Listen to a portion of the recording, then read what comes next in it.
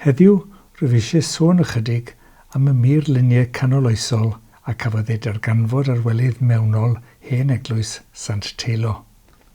Wel, mae'r stori'n dechrau yn ôl yn nechrau'r 80au'r ganrif diwetha, pan gafodd hen eglwys Sant Teilo yn Llandeilo Tal-y-bont ei chynnig i AmGen Cymru i'w hail godi yn Sant. Roedd yr adeilad ei hun mewn lle reit anhysbell ar lan ar afon Llwchwr yng nghanol Corstyr. Ond nôl yn y canol oesoedd, roedd y lleoliad yn un eitha pwysig, a gwelir olion dau gastell Mwntabeili yn aill ochr ar llall i'r afon ar bwys safle'r hen eglwys. Felly mae'n amlwg ei fod yn man strategol pwysig y bryd hynny, ac yn fan croesi'r afon hefyd fel y gwelir yn yr enw Llandeilo Tal-y-bont, sef man croesi neu pontio'r afon. Yn gynnar yn y broses o astudio'r safle, ddeithom ar draws garreg hynafol gyda chroes wedi'i gerfio ar un ochr. Mae'n bosib ei bod hi'n dyddio nôl i duar 7fed ganrif. Yn sicr, roedd hi'n dynodi man gysygredig Cresnogol cynnar ac un oedd yn gysylltiedig â Teilo neu un o'i olynwyr. Dechreuwyd adeiladu'r eglwys presennol tua'r ddechrau'r 18fed ganrif fel eglwys Normanaidd, ond dros y canrifodd fe ychwanegwyd ati. Yn gyntaf wrth adeiladu capel i'r ochr dde o'r gangell ac yna un arall i'r gogledd. Erbyn ail hanner y 15fed ganrif, yr oedd eil deheuol wedi cael ei ychwanegu at yr adeilad yn ogystal â ffordd.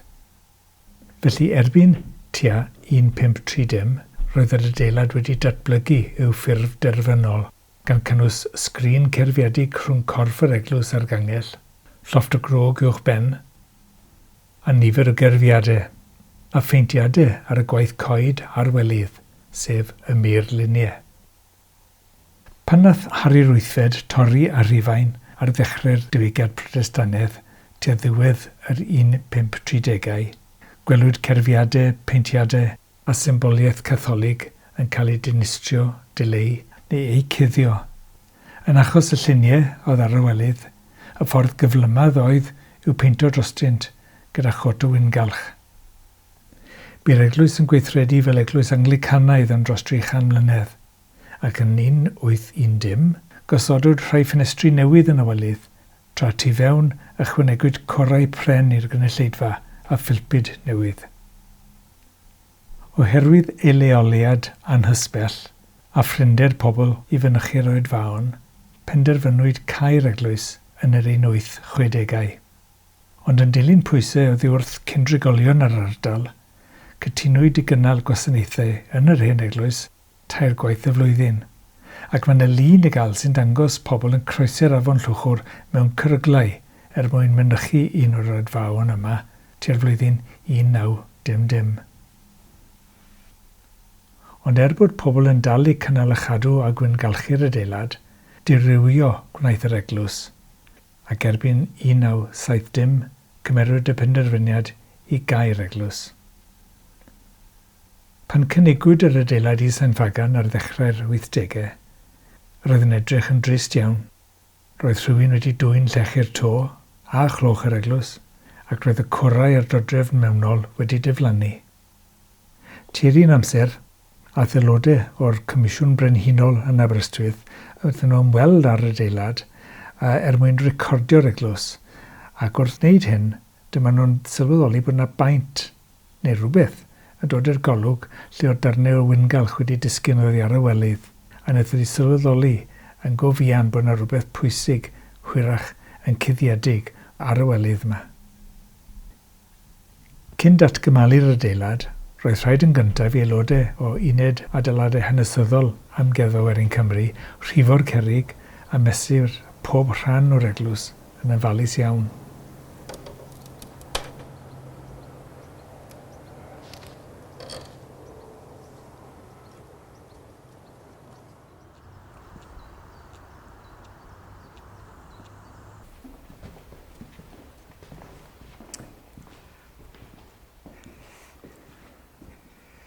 Wel, Gerallt, wy'n clywed bod wedi bod yn jobyn anodd datgymalu'r Murluniau hynod yma. A wedyn wrth gwrs ei ail greu nhw o fewn yr eglwys. So eisiau das hwnna? Wel, dwi'n meddwl y beth cyntaf ni fod sylweddoli yw'r ffaith mae adeilad o garreg sydd gyda ni fan hyn. Dyma ni rhan o'r wal. A wrth gwrs, beth yn digwydd wedyn, wrth gwrs, yn gorfod gorchuddio'r wal gyda plaster, fel welwch chi fan hyn, a wedyn heinen arall o'r plaster. A oedd hwnnw wedyn yn ei drwy'n cael ei wyngalchu, ac ar ben hwnnw oedd yr amlinelliad o'r llun, y darlun, yn cael ei osod ac yn cael ei beintio yn llawn. Felly, mwyn achub y Murluniau, oedd rhaid mynd am nôl fel petai, oedd rhaid tynnu, wel, os mynwch chi gyda gyd, wrth gwrs, oedd yna wyngalch dros ben y Murlun, ers rhai canrifodd yn ôl bob tebyg, oedd yr walydd yn cael ei gwyngalchu yn rhaid aml, pob pasg yn traddodiadol, felly gallwch chi dychmygu'r trwch o wyngalch oedd ar y walydd yma. Oedd rhaid crafu hwnnw i ffwrdd yn ofalus iawn mwyn mynd nôl i darganfod beth oedd yn guddiedig o dan y gwyngalch, a wedyn, wrth gwrs, oedd rhaid tynnu'r heinen i ffwrdd. Wel, mwyn achub y darn yma, oedd rhaid mewn ffordd tynnu'r plaster i hun oddi ar y wal, a dyna oedd yn creu'r trafferth y gweud y gwir.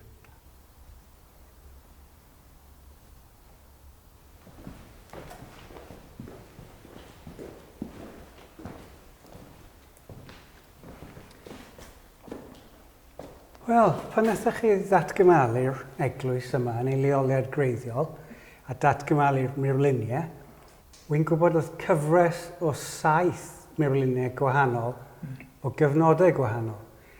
Felly, sut wnaethoch chi benderfynu ar ddewis y Murluniau'r cyfnod yma? Wel, chi'n iawn, mi wnaethon ni darganfod pob mathau o gyfnodau o Murluniau, o baint yn hytrach falle, sef darnau o ysgrif Cymraeg yn Saesneg, a fel o'n i'n mynd nôl trwy'r hynny, a ni'n mynd nôl mewn amser wrth gwrs, a nes bod ni'n dod ar draws pethau wedi cael ei sgwennu mewn Lladin.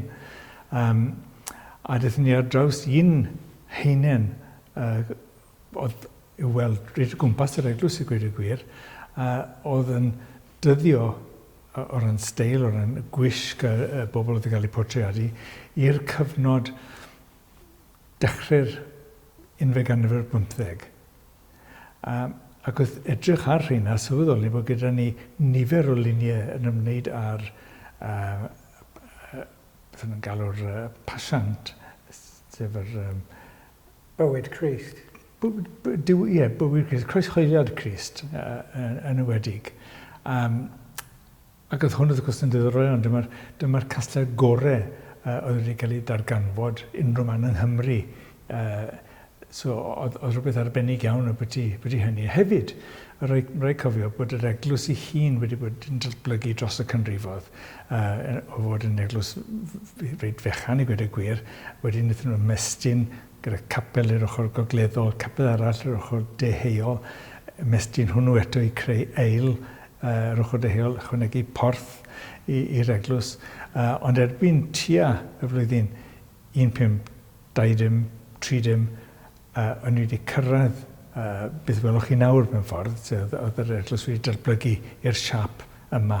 Ac oedd wrth gwrs oedd y Murluniau a'r adeilad yn cyfateb ar y pwynt yna, a penderfynon ni bydd hynny'n cyfnod gwych i ail ddehongli yma yn Sant Fagan. Cyn i ni ddechrau datgymalu'r welydd mewnol, roedd rhaid yn gyntaf tynnu'r plaster oddi arnynt.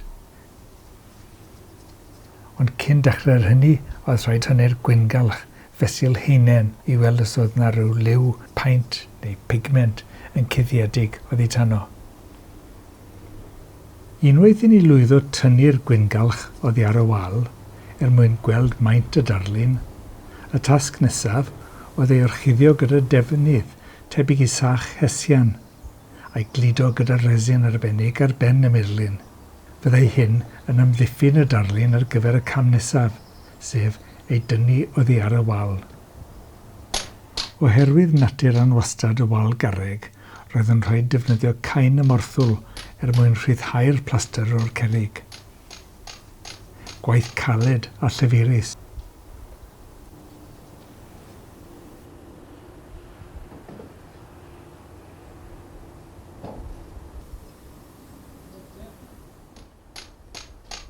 O'r diwedd, fydda'r panel yn dod yn rhydd o'r wal, ac mi fyddai'n cael ei drosglwyddo, wyneb i weired, a'r forden, cyn cael ei gludo'r labordy ym Mhrifysgol Caerdydd.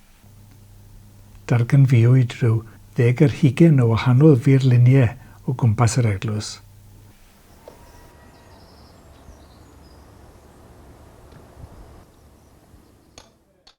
Yn y labordy, fydda'r resin yn cael ei doddi mwyn rhyddhau'r gorchudd hesian. Wedyn, bydde modd i'r arbenigwyr glanhau'r murlun gan trwsio darnau o baint a oedd wedi dod yn rhydd a llenwi unrhyw craciau. Roedd y lluniau gorffenedig yn drawiadol iawn. Dyma rhai ohonynt, i gyd yn dyddio nôl i ddechrau'r 11 ar 15.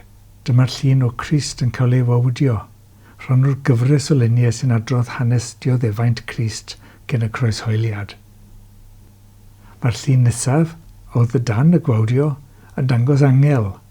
Mae'n dal tarian, ac ar y tarian welir tair hoelen, eto symboliad o'r croeshoeliad. Dyma enghraifft arall.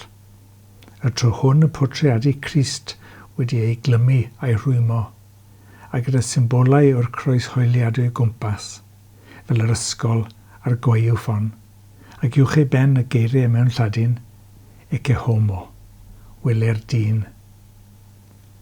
Dyma un o'r lluniau gynharaf i ni ei ddarganfod, sef y Santes Catherine. Gyda'r olwyn greulon y tu ôl iddi a chafodd hi ei ffynydio arni, sef tarddiad yr olwyn Catherine, y Catherine Wheel. Mae'n dyddio o'r 15fed ganrif. Un peth arall roedd yn rhaid i ni wneud oedd creu copi neu amlinelliad o bob darlun, fel y byddai'n bosib ei copio nôl ar y walydd. Llun arall oedd y Pieta, sef Crist yn dangos ei glwyfau. Dyma'r darn gwreiddiol, a dyma sut y gwnaethon ni ail greu'r darlun gyfan.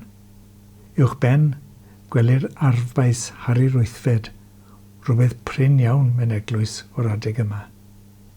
Cymerwyd y penderfyniad i ail greu'r eglwys fel y fyddai wedi edrych tua'r flwyddyn 1530, hynny yw cyn i effeithiau'r diwygiad Protestannaidd cael ei teimlo.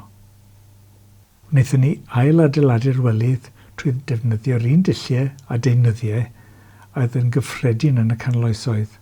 Lle oedd darnau ar goll fel yn achos rhai'r ffenestri.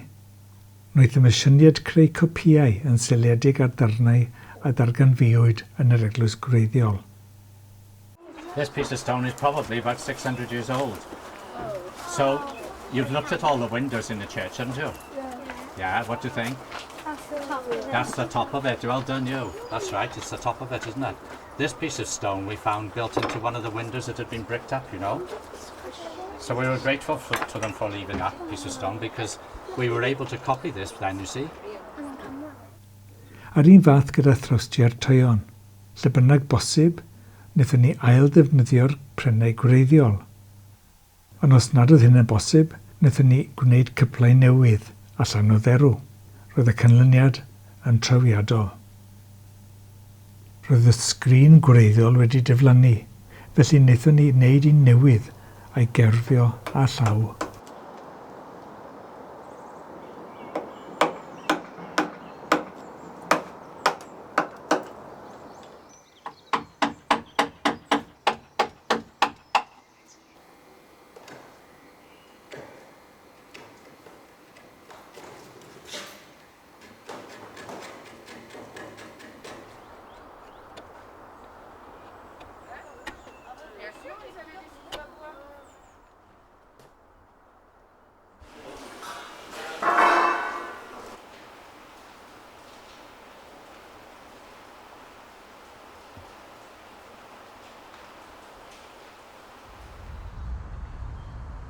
Felly mae'r eglwys yma yn llond lliw a bywyd, a mae'n gwbl wahanol i'n capel ni, capel undodol Penrhyw o 19fed ganrif sy'n wir yn blaen a syml.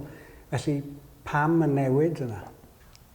Dyna beth ni'n gael ein anodd erbyn heddiw, wedi gyda traddodiad gapelaidd angydffurfiol yng Nghymru i'r ddehelydd, ond hefyd mewn eglwysi yng Nghymru, lle mae'r eglwys y plwy, os ywch chi'n mynd i bron unrhyw eglwys y plwy yng Nghymru, erbyn heddi, beth chi'n gweld wrth gwrs yw walydd plaen, dim ond y ceri falle i'w gweld, neu jyst bod y cyfan wedi cael ei peintio'n wyn.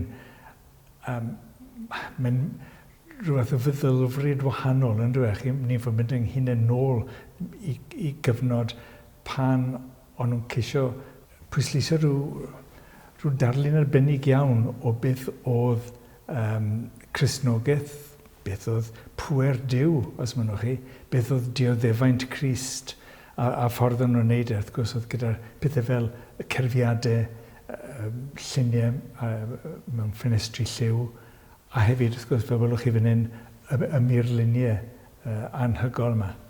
Felly mae lot o'r Murluniau yma yn eitha realistig, a maen nhw'n eitha creulon, fel yr un yma uwch yn pennau ni. Mae gwad a maen nhw'n poeri ar Iesu, felly pam bod nhw fel yna?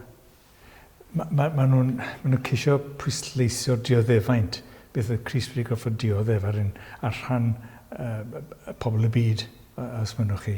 A fel chi'n dweud, mae'r llun ei hunan yn rhaid greulon. Beth yw wrth gwrs yw dehongliad o darn o'r ysgrythyr yn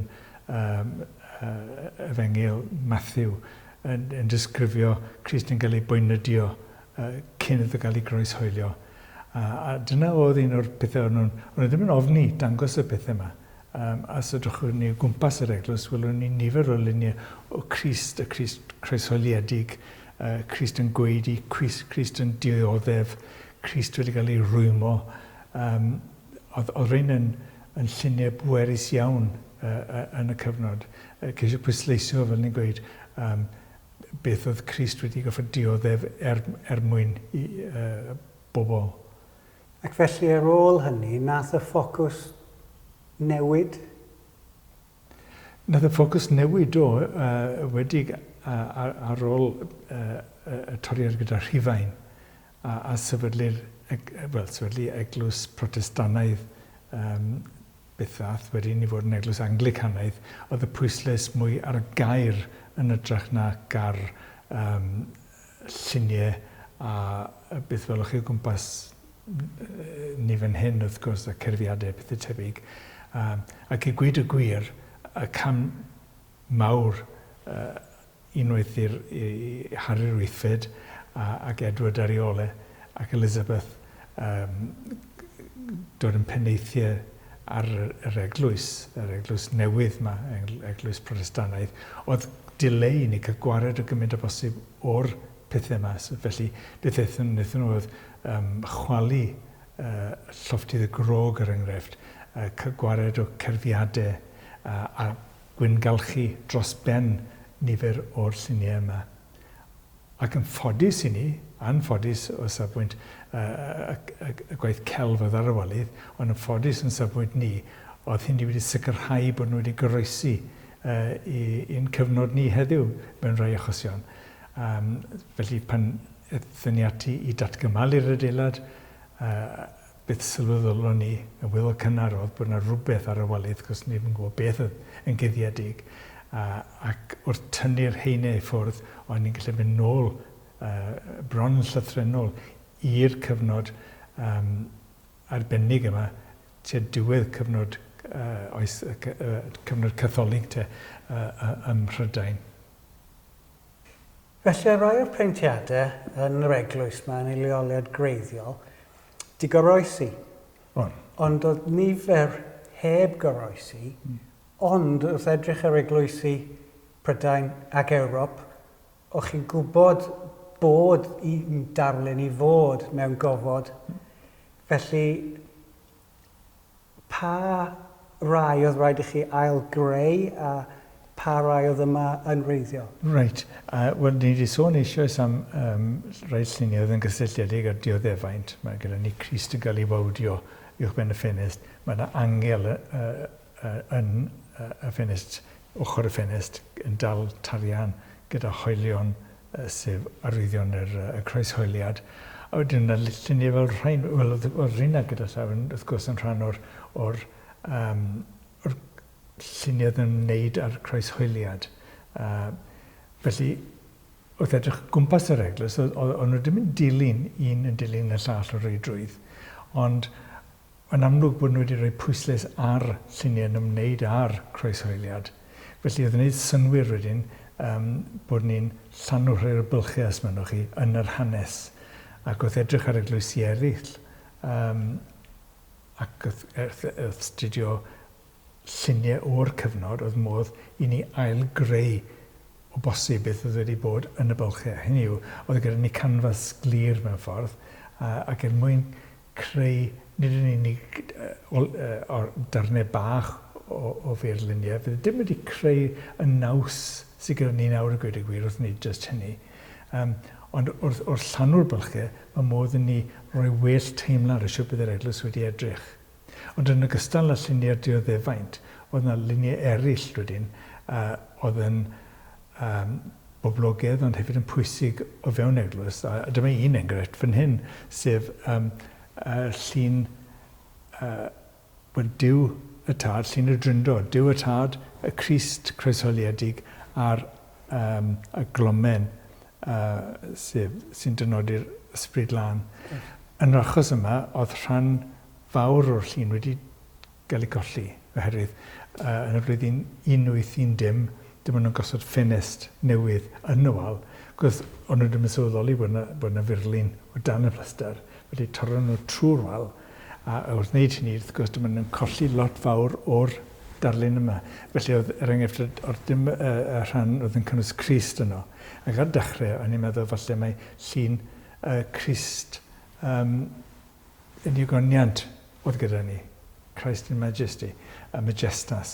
Ond wnaethon ni darganfod un darn bach o blaster o'r llun gwreiddiol, oedd yn dangos darn o'r pren lle oedd Crist wedi cael ei groeshoelio, y trawst fan hyn. Ac oedd nhw'n cadarnhau wedyn ni'n syth, mae dyna beth oedd wedi bod yma. A hefyd oedd darn o'r sgrifen, oedd i'r tanno hefyd, a dwi'n credu rhyw hanner o'r darn yma gyda ni. A mae'n beth chi'n darllen mae'n gweud SEC-A, sef Sancta Trinitas, y Dryndod, mae'n cyfeirio ato fe fyna, a'r rhan nesaf digon bosib bydd wedi bod Unus Deus, sef y Dryndod Sanctaidd, un Duw. Felly mae'r cyfan dod at ei gili yn hyfryd yn y fanna lle. Ac o gwmpas yr eglwys, fe welwch chi lluniau eraill sydd dim yn rhan o'r dioddefaint o'r reidrwydd, ond hefyd o'n nhw'n bwysig i'r eglwys, ond yn rhywbeth oedd bobl yn gallu edrych arnyn nhw, astudio a myfyrio.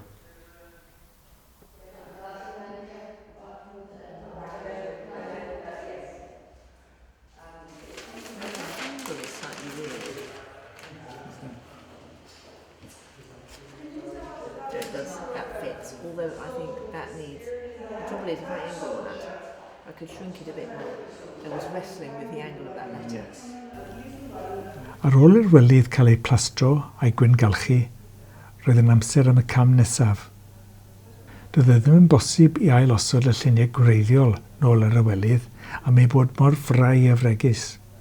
Felly penderfynon ni greu copïau ohonynt, gan ddefnyddio amlinelliadau neu tracings i wneud yn siŵr ei bod yn cael ei gosod yn union yn y llefydd cywir.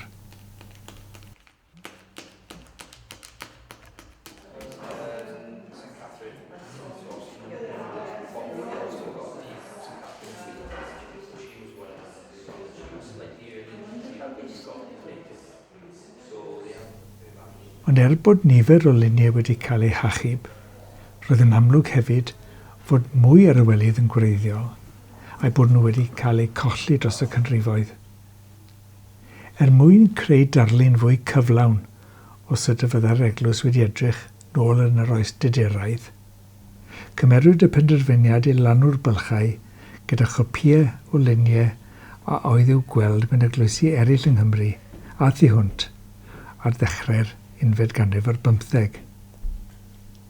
Bu dipyn o drafod rhwng curaduron yr amgueddfa ac arbenigwyr yn y maes ynglŷn â pha luniau sy'n cael ei ychwanegu at yr rai gwreiddiol.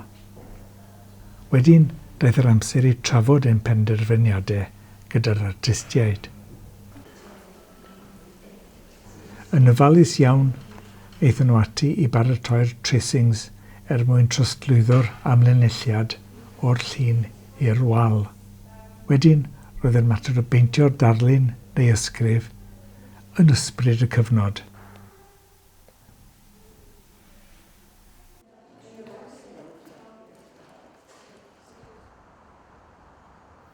Dyma ni yn yr eglwys, mae'n draw wahanol i sut oedd hi'n edrych, wrth gwrs, nôl yn Llandeilo Tal-y-bont. A mae rôl wahanol mae'n ei ystyr gyda'r eglwys erbyn heddi. Felly, beth ydych chi'n gobeithio fel ceradur yma yn yr amgueddfa?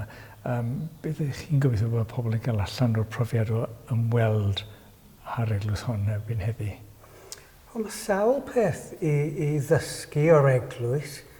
Yn gyntaf, yn credu terfys mwyaf pwysig yw pa mor wahanol oedd bywyd Catholig cyn y diwygiad a pa mor wahanol oedd y math yma bywyd i fywyd capel.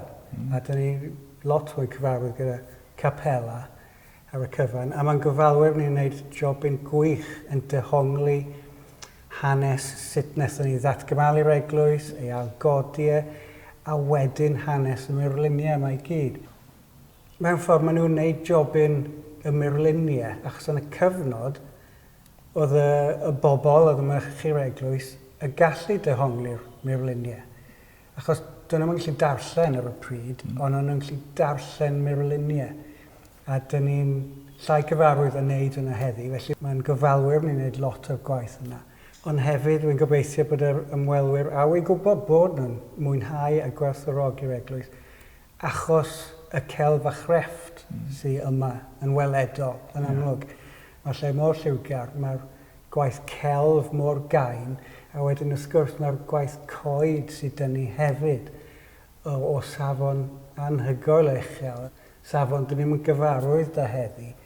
Mae'r groglen a'r grogloff di seilio ar groglenni a croglifft sydd wedi goroesi ar y gororau a di cael ei wneud a'i cerfio yn yr union ffordd ag oedden nhw canrifoedd yn ôl. Felly dwi wedi gweld nifer o groglenni, ond wi heb weld un di peintio fel oedd yn y cyfnod fel hyn. Felly mae llwyth i ddysgu yma ar lefelau gwahanol a mae'r cyhoedd yn dwlu arno fe. A bob tro maen nhw'n dod nôl, maen nhw'n gweld rhywbeth newydd. Mi wnaethon ni benderfynu ail-greu'r eglwys i ddangos sut oedd yn edrych tua'r flwyddyn 1530 cyn y diwygiad Protestannaidd. A erbyn y cyfnod yma, ni'n gwybod bod yr adeilad ei hun wedi datblygu i'w ffurf derfynol, a felly oedd cyfle gyda ni nid yn unig i ail-greu'r adeiladwaith, ond hefyd i ail-greu pethau a oedd wedi cael eu colli. Pethau fel y sgrin, llofft y grog, cerfiadau, a fel rhan o hyn wrth gwrs, y Murluniau. Ac nid yn unig y rhai roedden ni wedi achub o'r welydd, ond oedd cyfle unigryw gyda ni nawr i lanw'r bylchau mwyn adrodd stori fwy cyflawn a chreu profiad arbennig i'n ymwelwyr, sef cyfle iddyn nhw camu nôl mewn amser i brofi adeilad ac awyrgylch eglwys canoloesol Gatholig yng Nghymru. Cyn hir, fydd y Comisiwn Brenhinol yn lansio llyfr newydd sy'n edrych ar Murluniau Cymreig dros y canrifodd. Llyfr fydd rwy'n siŵr yn cyfraniad pwysig a gwerthfawr i'n dealltwriaeth o'r maes arbennig hwn.